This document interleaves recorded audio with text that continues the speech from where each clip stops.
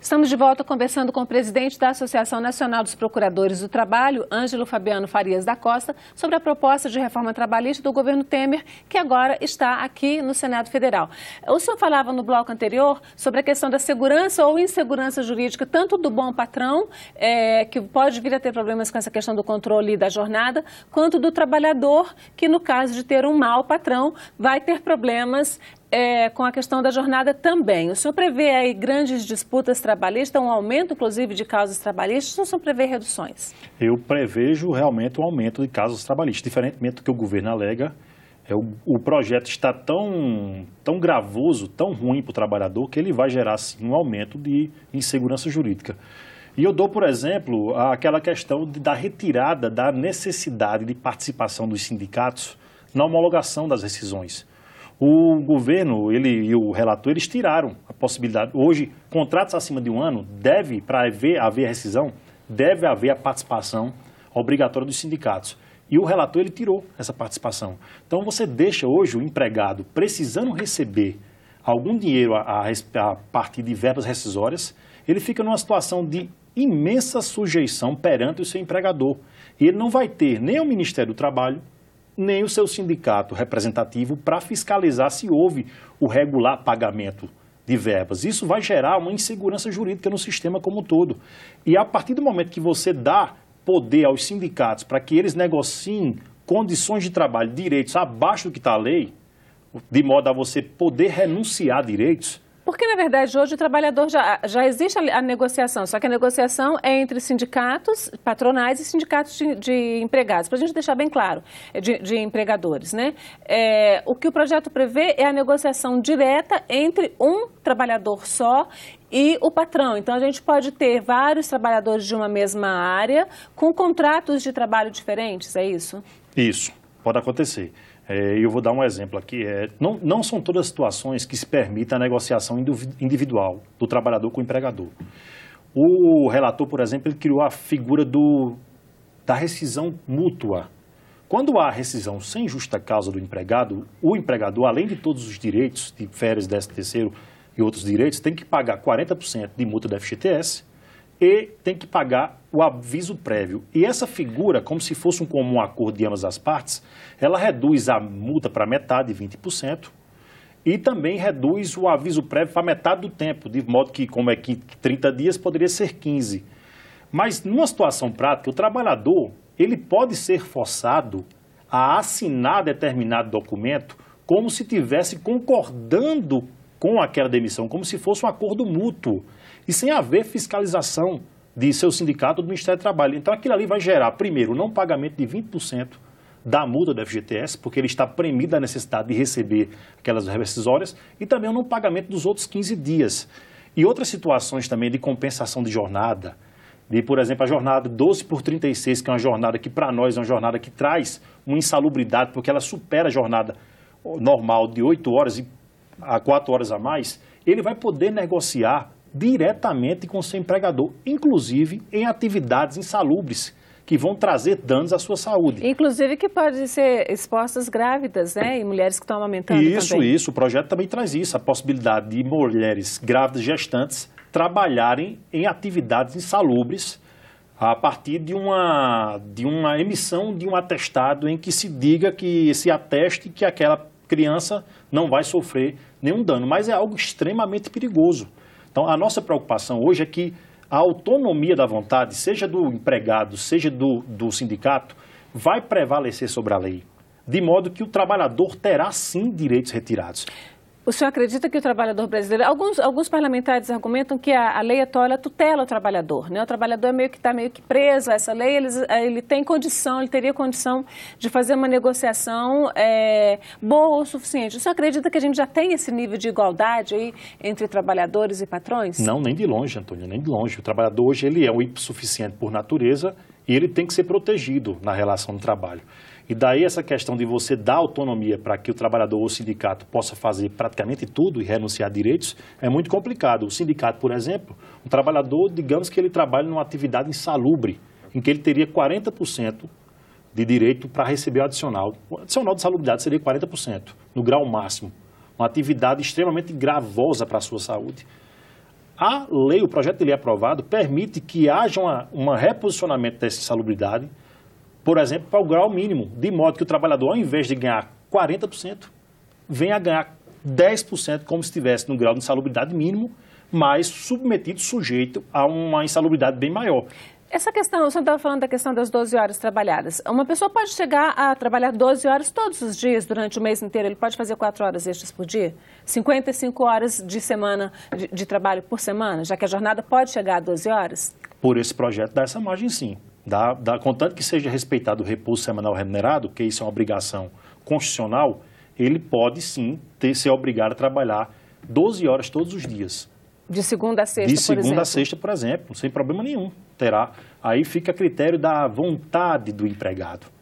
E o empregado, a gente sabe muito bem que numa relação de trabalho onde há, no Brasil, altos índices de desemprego, o trabalhador quer a todo custo manter seu emprego. Ele vai ter que se sujeitar a uma vontade do empregador como se fosse vontade dele própria. Um dos argumentos do governo é que esse projeto, essa desregulamentação, ela vai ajudar ou vai dar segurança jurídica ao empresário para que ele gere mais empregos, que ele tenha coragem de abrir mais vagas, mais postos de trabalho. O senhor acredita que isso é fato? Vai acontecer? A nossa percepção é não, e com base em outros países como México e Espanha, que não houve essa criação de empregos.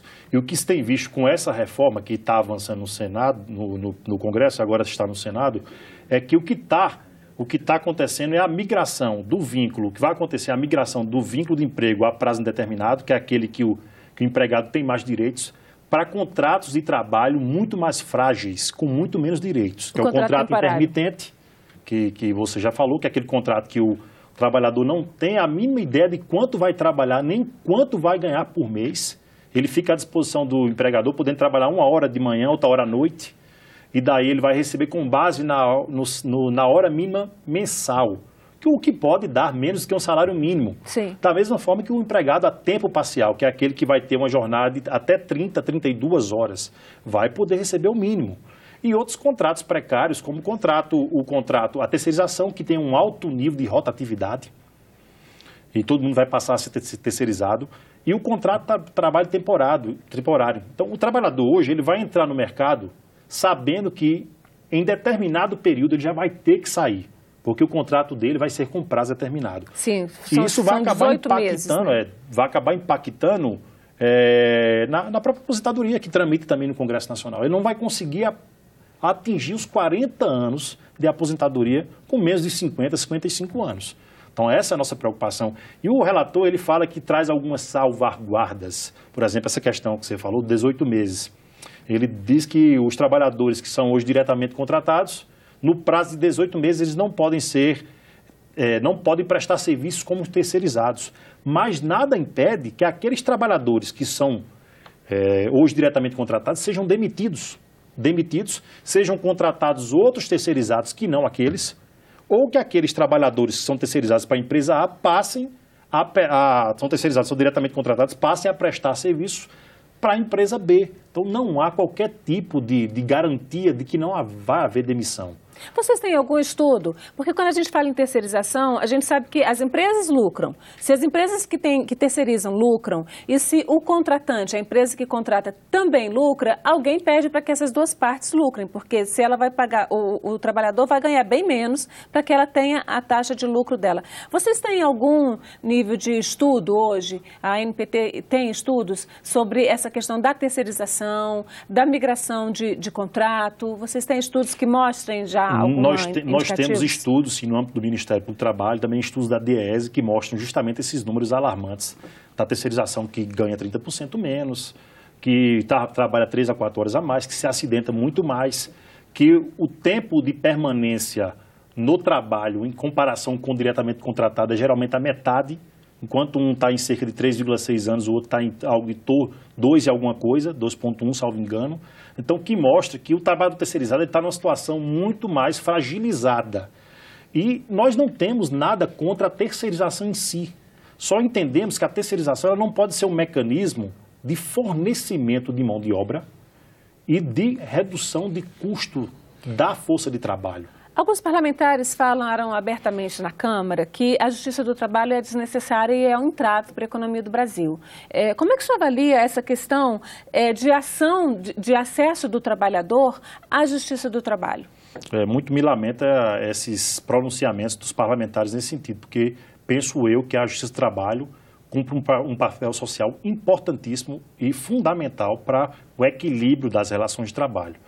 E com relação a essa questão do acesso à justiça, da própria segurança jurídica, do número de ações, nós entendemos que esse projeto ela dificulta sobremaneira o acesso à justiça do trabalhador. Tem algumas regras, algumas restrições, né? Tem sim. Hoje o trabalhador não, quando vai procurar a justiça, ele não tem que pagar custas se ele tiver, porventura, o benefício da justiça gratuita. E se ele pedir, por exemplo, se ele ingressar com a ação pedindo 10 pedidos, A, B, enfim, 1 a 10, e se ele tiver a procedência de 5 ou 6, aqueles demais que não foram julgados procedentes, ele não paga sucumbência sobre isso. Sucumbência é o valor em cima da remuneração do advogado. Com esse projeto, o trabalhador que, por exemplo, pede uma condenação da empresa em cerca de R$200 mil e só consegue uma condenação em cima de 100, porque houve alguma divergência jurídica, ele vai ter que pagar ao seu advogado 15%, até 15% em cima dos 100, e o advogado da empresa que ele era empregado em cima dos 100 que não foram reconhecidos. Então, isso vai tirar muito dinheiro do que foi fruto daquela ação judicial. O trabalhador pode chegar, inclusive, a ficar devendo. Mas não tem o excesso de busca da justiça do trabalho pelos trabalhadores brasileiros, não? Não acho que tenha. A Constituição Federal, ela traz um amplo acesso à justiça. E se fala que o Brasil é campeão mundial em ações trabalhistas, de fato ele é. Mas o Brasil não é campeão mundial apenas em ações trabalhistas, ele é campeão mundial em ações judiciais. A Justiça do Trabalho, ela responde tão somente por 6,8% de tudo que tramita no Poder Judiciário brasileiro. Mais de 70%, por exemplo, tramita na Justiça dos Estados, o que equivale a mais de 70 milhões de processos. Então, não dá para colocar a culpa na Justiça do Trabalho. Nós temos uma situação hoje de acesso à justiça gratuita. Hoje, qualquer trabalhador, qualquer pessoa que se declare pobre na forma da lei, ela tem um acesso à justiça sem pagar custas processuais.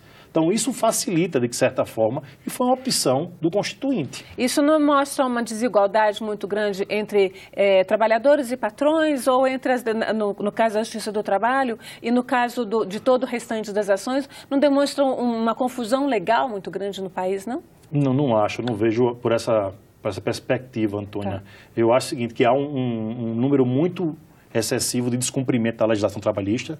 Nós vivenciamos na nossa atuação cotidiana e 46,5% das ações trabalhistas que estão tramitando no Poder Judiciário trabalhistas dizem respeito a verbas rescisórias, ou seja, descumprimento de lei, descumprimento de direitos. E o primeiro lugar dessas verbas é o aviso prévio. E o aviso prévio é algo fácil de se delimitar no tempo. Não há muita contestação em cima do aviso prévio. Então, isso acaba caindo por terra, esse argumento de que há um alto índice de judicialização e que a Justiça do Trabalho, eventualmente, atrapalha o crescimento econômico do Brasil. Nunca atrapalhou. Nós já vivemos momentos de crescimento econômico, até recentemente. De pleno emprego. Né? Pleno emprego. E estava aí a mesma legislação, a mesma Justiça do Trabalho. O Brasil passa por uma crise política, econômica e social fortíssima, mas não foi a Justiça do Trabalho, nem o direito do trabalho, nem muito menos os trabalhadores, os responsáveis por essa crise. Essa crise vem de outros fatores, dentre eles a corrupção e a perda de confiança do investidor internacional no mercado brasileiro. Muito obrigada pela sua presença aqui na Agenda Econômica, doutor Ângelo. Eu que agradeço, Antônia. Estamos à disposição. E agradeço também a você, telespectador, que nos acompanhou até aqui. Fale conosco, mande suas sugestões e comentários pelo WhatsApp 61 999 66 16 ou ligue 0800 61 2211. Se quiser rever este programa ou indicar para alguém, acesse nossa página na internet senado.leg.br/TV. Até o próximo Agenda Econômica.